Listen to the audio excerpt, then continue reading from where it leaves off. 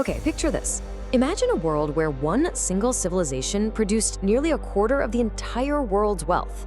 A place so outrageously prosperous that merchants would willingly travel thousands of miles across really treacherous terrain just for a chance to trade in its markets. A land famous across the whole globe for its gold, its spices, its textiles, and just these magnificent cities. Now, throughout history, a lot of massive empires have claimed absolute greatness. But which civilization was truly the richest in human history? Well, the answer might actually completely surprise you. All right, let's dive right into this explainer. To find our answer, we really need to trace the whole history of global economic superpowers. For thousands of years, wealth was what determined absolute power. The richest civilizations were the ones building the grandest monuments, fielding the most unstoppable armies, and acting as the ultimate hubs for science, culture, and trade. But tracking down the absolute wealthiest civilization, it's not as straightforward as you might think. We kind of have to play the role of historical data detectives. Now, you might be wondering, how do we even measure this? Measuring ancient wealth is incredibly tricky. We don't have the luxury of modern metrics today. There's no centralized banks to look at, no stock markets, no neat little national GDP statistics. So how do historians actually figure out who was the richest? Well, they have to rely on ancient proxies. They piece together estimates by poring over old trade records, agricultural output, material production, population density, and ultimately trying to calculate a civilization's share of the total global economy at that specific time. Section 1.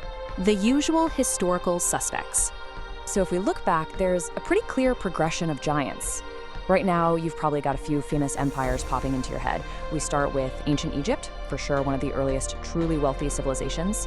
Then moving forward into the ancient world, we hit the massive, sprawling scale of the Roman Empire. And as we progress into the Middle Ages, the center of economic gravity really shifts eastward over to Sung China. Every single one of these was a total titan in its own right. Let's break them down real quick. First up, ancient Egypt. They basically won the geographic lottery with the fertile Nile River. That gave them enormous agricultural surpluses. And because of all that extra food and wealth, the pharaohs commanded vast resources, which is exactly how they built those gigantic pyramids and temples that literally still blow our minds today. But while they were incredibly wealthy for their era, Egypt's overall economy was actually pretty small compared to what came later. And then, of course, there was Rome. At its absolute peak, this empire controlled a huge chunk of Europe, North Africa, and the Middle East. What made Rome so insanely wealthy was its commerce. Their roads literally connected continents. Their merchants completely dominated the Mediterranean trade, and they raked in massive wealth, their relentless taxation, and pretty brutal conquest. For centuries, Rome was the undisputed heavyweight champion of the ancient world. But you know, even Rome was eventually outshined. Fast forward to the Middle Ages, and Sung China emerges as this staggering economic giant. Under the Song dynasty, China became one of the most advanced economies in human history. I mean, they pioneered paper money, large-scale iron production, and these incredibly sophisticated trade networks.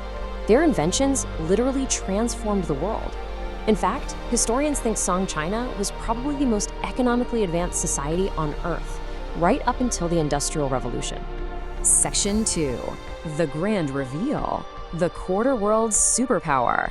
So, despite the massive wealth of Egypt, Rome, and China, there was one civilization that just surpassed them all. And the magic number here is 25%. Think about that for a second. Roughly 1 out of every $4 of wealth produced on Earth came from just one single place. That place was Mughal India. Honestly, it's kind of hard to overstate just how rich this empire actually was. For centuries, travelers from Persia, Arabia, and Europe were writing letters back home, describing India as a land of almost unbelievable, legendary riches, a true global economic superpower by the 16th and 17th centuries. Their fertile lands produced massive agricultural wealth, and their artisans were crafting the most sought-after goods on the planet. To put that into perspective, historians estimate that around the year 1700, Mughal India accounted for nearly 1/4 of the entire world's economic output. That is a full 25% of global output, leaving 75% for the entire rest of the world combined. That's an absolutely staggering concentration of wealth for a single region. So how did they pull this off? Well, you just have to look at what they were making. Indian cotton and silk textiles were considered the absolute finest in the world. These massive commercial centers just spring up everywhere to handle the insatiable global demand. Surat became world famous for textiles. Agra was a booming hub for spices. Lahore was producing this highly prized steel, and Dhaka was renowned all over for exquisite luxury goods. Merchants from Europe, the Middle East, Africa, and Southeast Asia were literally flocking to Indian ports just to get their hands on this stuff. And this really flips our modern view of history on its head. When European trading companies like the famous British East India Company first showed up, they didn't arrive because India was poor. They went there because India was incredibly rich. They spent months at sea, risking literally everything, just to access these specific markets. In fact, a lot of historians argue that the sheer flow of goods and trade from India played a massive role in actually financing the rise of Europe during the colonial period. Section 3. The industrial power shift. But as we all know, wealth is rarely permanent. The whole balance of global economic power got totally flipped by the Industrial Revolution. It basically happened in a chain reaction. First, you had these brand new technologies emerging in Europe. Second, those innovations allowed European nations to produce goods way more efficiently than traditional artisanal methods could. Third, all that new industrial efficiency funded a massive global expansion of influence. And fourth, it ultimately resulted in a permanent shift of global wealth, pulling it away from traditional civilizations and heavily toward Western powers. Section 4. The cycle of wealth. And this massive shift highlights a pretty fundamental rule of global economics. No empire stays on top forever. It's like a giant relay race.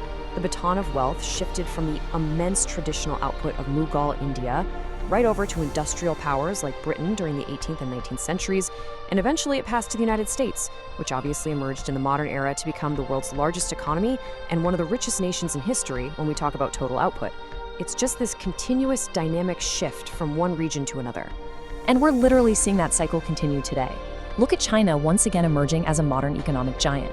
It is the perfect reminder that centers of wealth are never static. Great civilizations rise, they flourish, they hit new challenges and decline, but they can absolutely rise again. So what's the big takeaway for us here? Well, if we're measuring by the total share of the global economy, Mughal India absolutely holds a legendary spot as one of the richest major civilizations ever recorded. But more importantly, historical wealth isn't just a static pile of gold sitting in a vault. It's a dynamic measure of prosperity. It's driven by trade, it's driven by innovation, and it is constantly shifting. History isn't just some boring list of wars and kings, it's this vibrant, incredibly alive story of human innovation, the things we create, and the massive trade networks that connect us all together. Ultimately, tracing the richest civilization shows us just how incredibly dynamic and interconnected our world has always been. We've watched wealth move from Egypt to Rome, to China, to India, over to Britain, and to the US. Which leaves us with one seriously fascinating question to think about as you look at today's global economy.